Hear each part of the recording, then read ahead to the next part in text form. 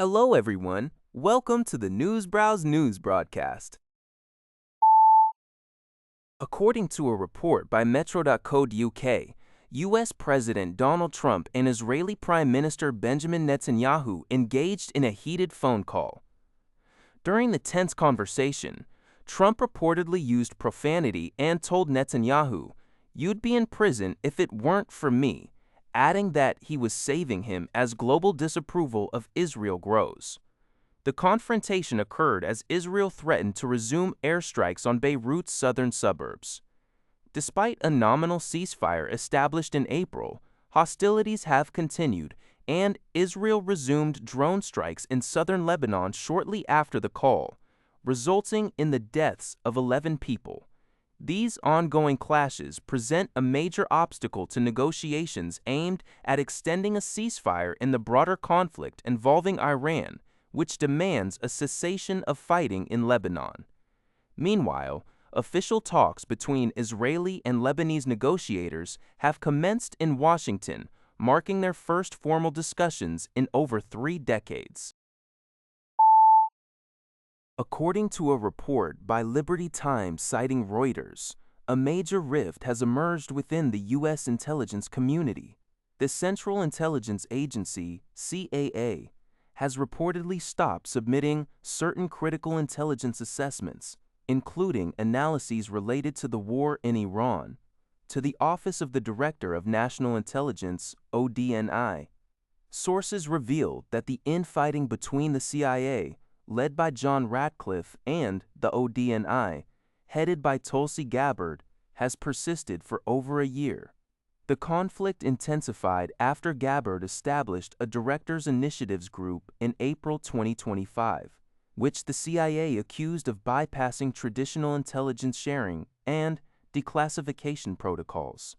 Conversely, ODAA officials accused the CIA of blocking the group's access to information. Friction also grew over Gabbard's attempts to exert tighter control over the presidential daily brief.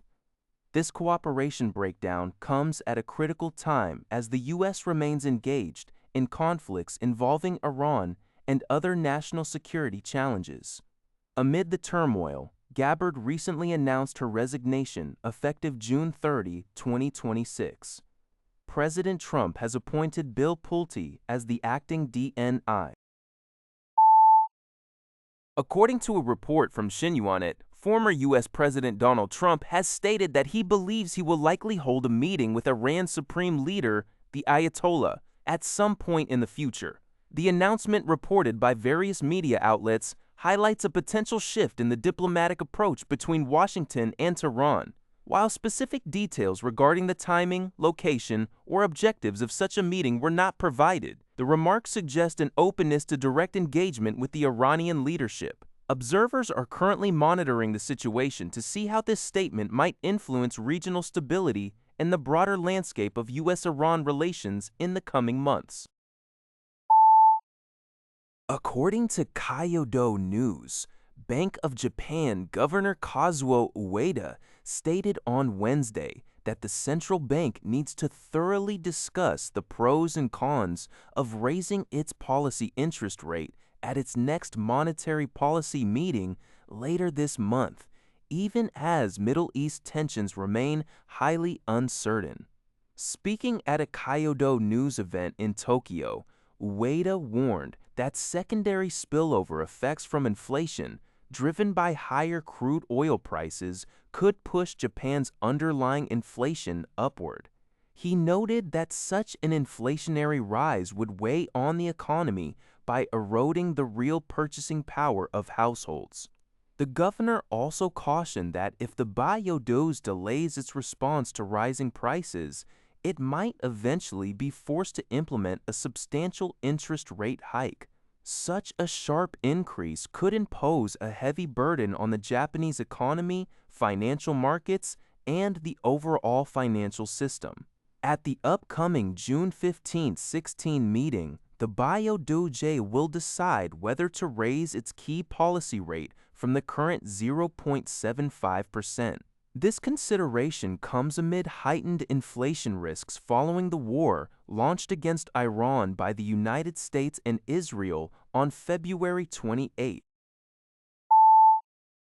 According to a report by the Epoch Times, Yuan, Vietnamese President Talam and Philippine President Ferdinand Marcos Jr. met at the Malacañang Palace in Manila on June 1 to address rising tensions in the South China Sea. During this historic visit, the two leaders agreed to upgrade their bilateral relations to an enhanced strategic partnership to counter the increasing threat of Chinese maritime aggression. President Marcos emphasized that maintaining peace, stability, and freedom of navigation and overflight in the South China Sea remains non-negotiable for both nations.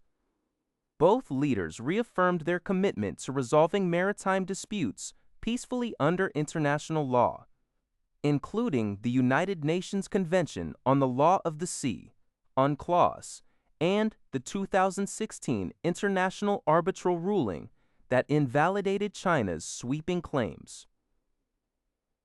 The defense-focused meeting concluded with the signing of 4 agreements, including the renewal of a Defense Cooperation Memorandum of Understanding to boost joint military exercises and education. Through enhanced naval patrols and Coast Guard cooperation, the Philippines and Vietnam aim to safeguard regional stability and prevent conflicts in the contested waters. That's all for this video. Thank you for watching. See you in the next video.